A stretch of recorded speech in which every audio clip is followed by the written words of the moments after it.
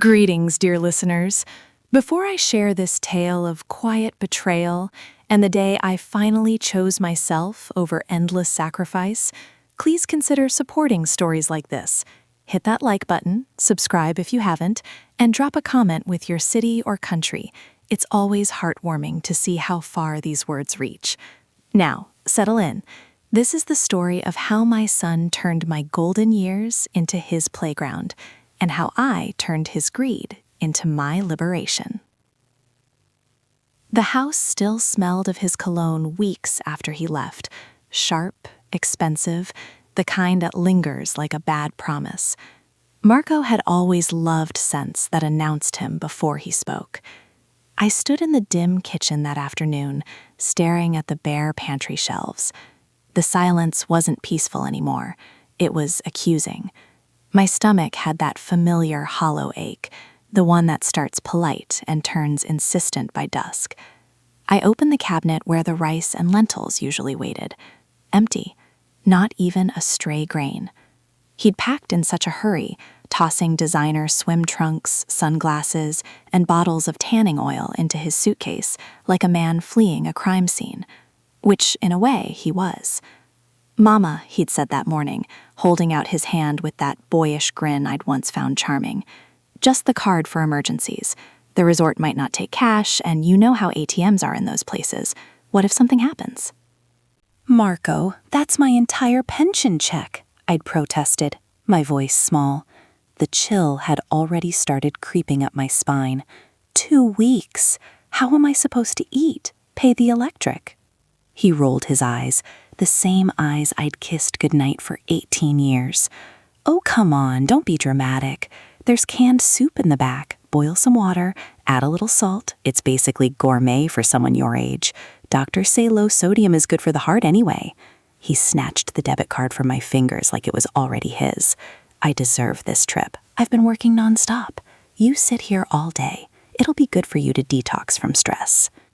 He left with a kiss on my forehead that felt more like a stamp of ownership than affection. The Uber pulled away, and I watched from the window as the taillights disappeared down the street. My son was off to Cancun. Sun, tequila sunrises, infinity pools, while I was left with an empty fridge and a promise of soup that didn't exist. I shuffled to the pantry again, hoping I'd missed something. The old tin of biscuits from last Christmas was gone. The jar of instant coffee, empty. He'd even taken the half loaf of bread I'd bought on discount. For sandwiches on the beach, he'd laughed. I sank into a chair, the wood creaking under me like old bones. Shame burned in my chest. Not just hunger, but the realization that the boy I'd raised, the one I'd sewn school uniforms for by lamplight, the one I'd skipped dinners so he could have new sneakers, saw me as a resource to mine. My gaze drifted to the living room. There they stood, silent witnesses. The mahogany sideboard with its carved roses, the silver tea set from my grandmother, the porcelain figurines I'd collected over decades. "For your future wife," I'd told Marco when he was little. "One day you'll give them to her." The wife never came. The figurines gathered dust. The sideboard held linens I'd ironed but never used. This house wasn't a home anymore. It was a vault. And I was the unpaid guard, starving while the thief partied on my dime. My gaze drifted to the living room. There they stood, silent witnesses.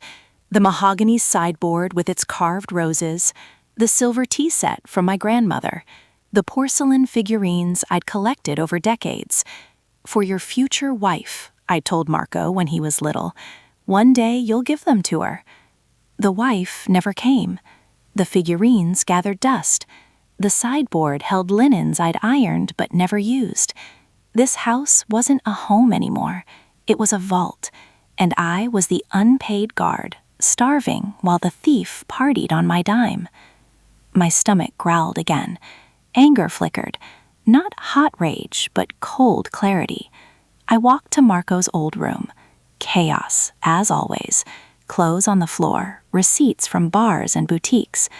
Under a pile of magazines, I found a crumpled printout, flight confirmation, resort booking.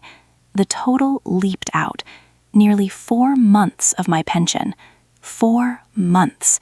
I darned socks until my fingers bled to stretch every rupee, and he'd burned through it in cocktails and cabanas.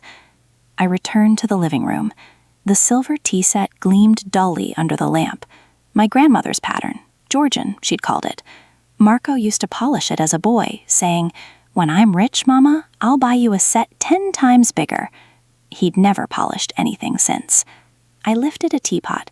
It was heavy, real sterling.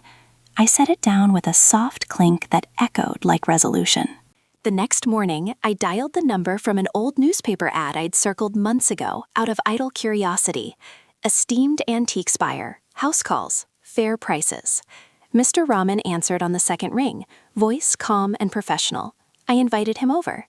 He arrived at 9 sharp, a dignified man in his 60s with wire-rimmed glasses and a leather portfolio.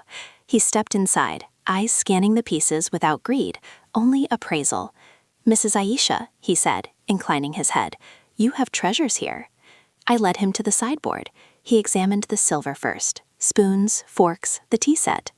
Early 1900s, excellent condition, rarely used. He quoted a figure, enough for 6 months of comfort. I countered, drawing on years of market haggling for fabric scraps. He smiled faintly. "You're sharp, Mrs. Aisha." We settled higher. He left with the set in padded cases, and I held crisp bills that felt like freedom. I didn't stop there. Over the next days, Mr. Rahman returned twice. The porcelain figurines went, delicate shepherdesses and dancers I'd bought one by one at flea markets. The mahogany sideboard followed. Its roses would grace someone else's home now. Each sale lightened the air in the house, as if the walls themselves exhaled. With the money I didn't hoard, I walked to the upscale market downtown, the one I'd always hurried past, eyes down. The doors opened to scents of fresh bread, roasted coffee, aged cheese. I bought without glancing at tags. Prosciutto, wheels of Parmesan, truffle oil, fresh figs out of season, smoked salmon, caviar in tiny blue tins, a bottle of vintage red, peaches so ripe they bruised at a touch. At home, I spread a lace tablecloth I'd never used, for guests, Marco always said. Tonight, I was the guest.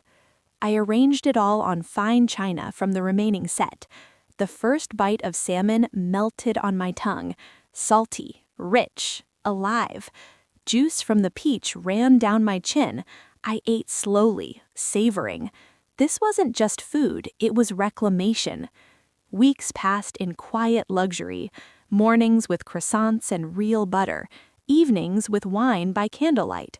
The house felt bigger, brighter, mine. Then the call came. Marco's voice burst through the line, ocean waves crashing behind him. "Hey, Mama, how you holding up? Still alive on that rice?" Laughter, smug.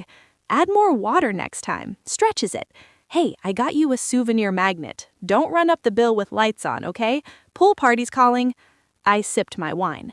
"I'm managing, Marco. Resources I didn't know I had." He snorted. "What, coins in the couch? Don't beg neighbors. Embarrassing." Click. He hung up, certain I was broken. But I wasn't. I'd found the folder in his desk drawer weeks earlier.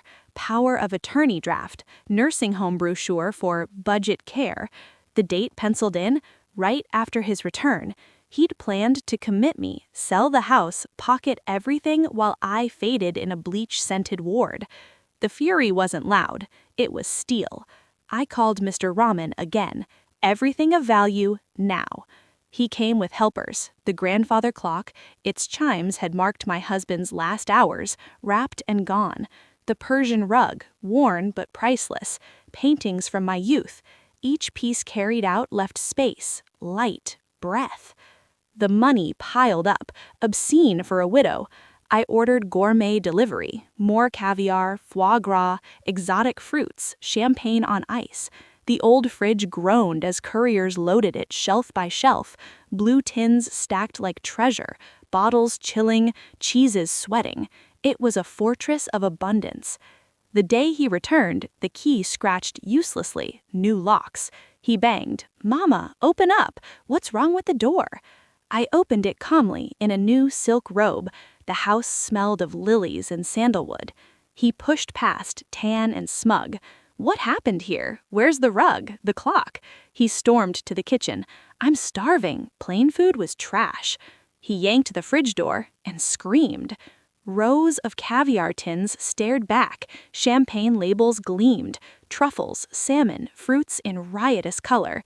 The shelves sagged under wealth he'd never imagined in my hands.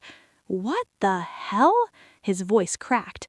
"Where did this come from? Did you rob a bank?" I leaned against the counter. "I was hungry, Marco. You took my card, left an empty jar and lies about soup, so I improvised." He yanked a tin, shaking it. "This is thousands. You sold what? The silver? The figurines? Those were mine, my inheritance." "Yours," I laughed softly. "You polished nothing. You waited for me to die, planned to warehouse me in that place," I nodded at the brochure on the table, "and cash out." His face drained. Recognition. Horror. "Mama, that's not—" "Put it back," I said. "This is my dinner. You spent my future on beaches. Now watch me eat yours." He lunged for more tins. "I can return this, sell it back." I slammed my palm on the table. The sound cracked like thunder. "No, you have no money here, remember? You spent it all." He froze. The entitled boy vanished. A stranger stood there, red-faced, trembling. "You'll regret this," he hissed. "I'll call doctors. You're senile. They'll undo it all." "Try," I said. "Mr. Rahman has notarized bills. Sound mind certified. Your neighbor upstairs heard everything." He dialed frantically, but no ambulance came, only silence, then his own sobs. "Get out," I told him. "Your things are by the door. The apartment is mine. Sue if you want, but while courts drag, you'll sleep on the street." He grabbed his suitcase, face twisted. "You'll die alone, choke on your caviar." The door slammed. Silence returned, peaceful this time. I opened the fridge again. Cold air carried luxury. I took a tin of caviar, spread it on toast. The beads popped like tiny victories. Months later, the house is light. A few pieces remain, the ones I love. I sit on the balcony with coffee and fresh bread, new shawl around my shoulders. Marco calls sometimes, begging, threatening. I remind him, one more call and I sell the house, move to the coast and drink the rest away. He quiets. I bite into the bread. Salty caviar, sweet butter. It tastes like the gold watch his father gave me, cold metal I'd saved for him. Now it's flavor, freedom. I owe no one, not my son, not the past, only myself. What do you think, listeners? Was I too harsh? Or had the line between sacrifice and slavery been crossed long ago? Write your thoughts below. Did you face something similar? Could you have done the same? Until next time, remember, your life isn't a museum for others. It's yours. Eat well, live fully. With love and respect.